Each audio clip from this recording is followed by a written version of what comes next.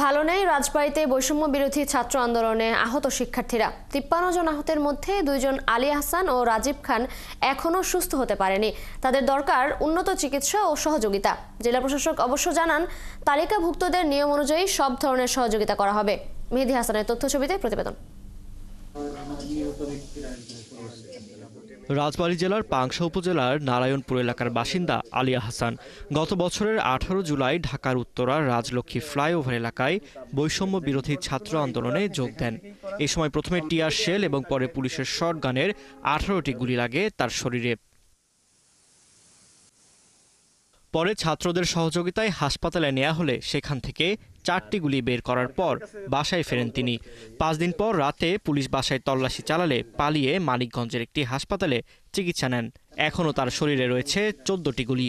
আমার প্রায় 18 জায়গায় গুলি লাগে, তো ওখান থেকে 4-5টা জায়গা থেকে বের করতে পারলেও পরবর্তীতে আর ওই সময় রেজিস্টার্ড করে চিকিৎসা নিলেও আমি ভর্তি না থেকে চলে আসি, কারণ ওখানকার অবস্থা আরও ভয়ঙ্কর।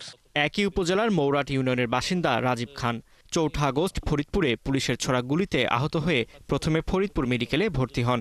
পরে আওয়ামী লীগ ও পুলিশের তল্লাশির কারণে পালিয়ে রাজবাড়ীতে এসে চিকিৎসা নেন। তার শরীরেও রয়েছে অন্তত 8টি শটগানের গুলি।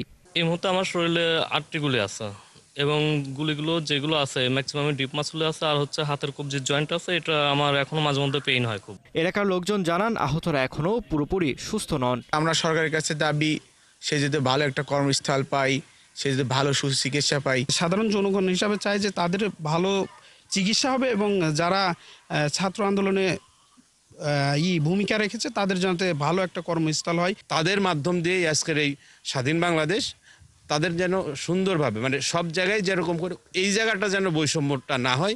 আর জেলা প্রশাসক বলছেন, জেলা প্রশাসন ও জুলাই ফাউন্ডেশন থেকে নিয়ম অনুযায়ী সব ধরনের সহযোগিতা করা হবে। বিজ্ঞপ্তি দেওয়া হয়েছে সেন্ট্রালি, সেটি সম্পন্ন হলে যারা তালিকায় আসবে তাদের পাশেও আমরা যেভাবে ছিলাম এভাবে থাকবো।